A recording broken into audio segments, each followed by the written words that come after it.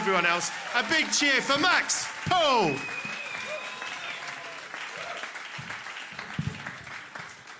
Evening.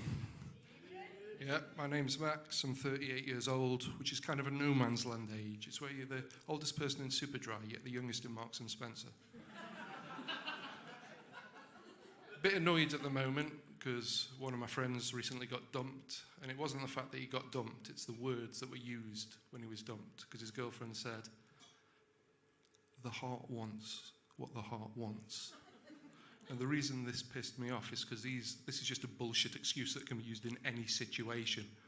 So my wife came home the other day and she went upstairs and she was like, "Get up here now."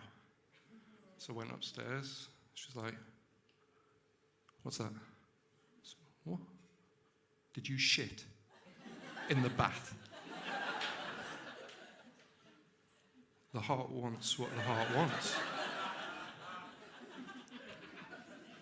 So I'm not from Manchester. On the drive over, I was listening to the radio and they were having a debate on about whether it would be a good idea to give 16 and 17-year-olds the right to vote in general elections. Give me a cheer if you're voting in the last election. Yay. See, normally I don't like voting because it makes me cross. However, at the last election, I felt very passionately about voting because I realised at the election prior to that, the amount of people that didn't vote was greater than the amount of people that voted for the winning party. So I wanted people to vote. So I went out in the streets and I said, "I'm on the register, are you on the register?"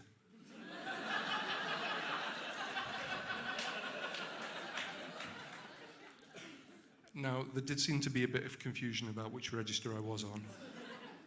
With hindsight, it wasn't a good idea to campaign near a primary school. I always make these sorts of mistakes, so it's like this time I thought I'd set up my own business. I looked for a gap in the market, I found a gap in the market, and I opened my own mobile children's hairdressers. I bought a van and everything. 6 weeks, no customers. So I had to close down Max's child grooming.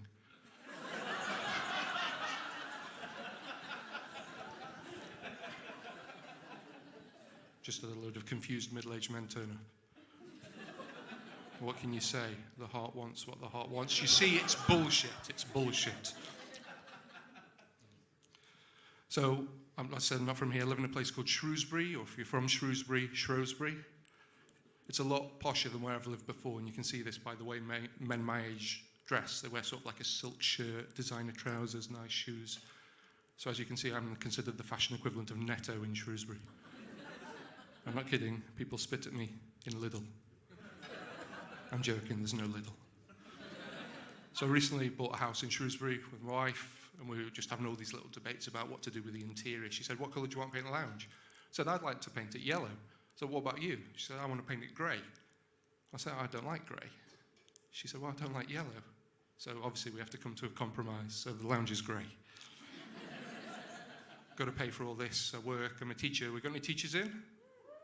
Did you hear the response there? Woo! Do you know why that is? It honestly makes a difference. It's because it's term time. I did a gig over Christmas. I said, "We got any teachers in?" There's a table about 5 people smashed off their tits. They were like, "Teachers, yeah!" I was like, "Oh, nice. So what do you teach?" And one guy was like, "Primary. Do you like it?" He said, "You take a child and you mould them. You shape them. You fuel their dreams and you push them towards their future. It is so rewarding." I did a gig the week after the Christmas holidays. So we've got any teachers in? It's like that. Ooh. So what do you teach? So, bastards. I teach bastards.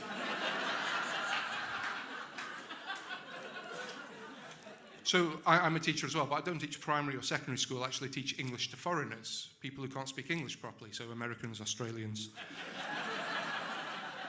And it's good. I like having my own website and work online. But the problem is, around sort of June, July, the work tends to dry up a bit. So what I do, I don't know if you know, we've got these summer schools all around the UK. And kids come from all around the world to study there. And I learn them good. And while they're there, I don't have difficulties teaching any nationality except one. Can you guess which one? I'll give you a clue. It's the Chinese. Now, the difficulty I have teaching Chinese students is the same difficulty most of the teachers have, and it's our own failing, it's our own fault. It's that we can't pronounce the students' names correctly. It's embarrassing for the students, it's embarrassing for us. So what the Chinese kids do to sort of stop this is they pick an English name before they come over. Problem solved, in theory. Because of where they pick their names from. They don't pick like Dave, Lucy, Sarah. They take their names from two places. It's either the big book of old people's names, or they take them from films, literally directly from films. So one of the hardest things I had to do last summer was explain that maybe Keith isn't the best name for a 6-year-old Chinese girl. We had our classmates, we had Shrek, Nemo, the Terminator, Hannibal, Mr. T, all of them girls under the age of 9. I mean, you're laughing, but every time someone made a mistake in class, Mr. T would go, "I pity the fool." It's like, "Mr. T, please." You're like, "Don't give me no back talk, sucker."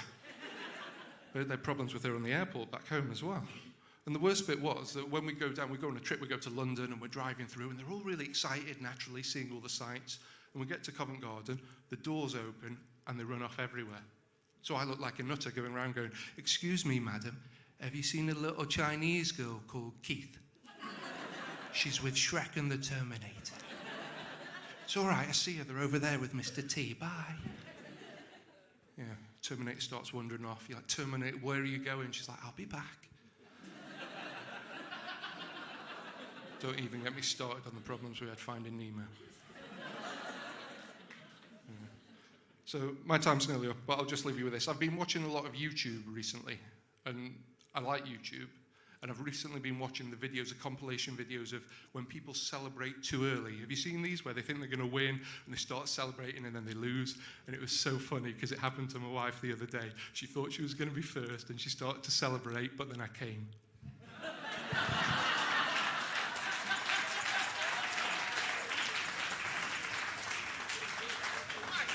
Max Poole absolutely stormed it.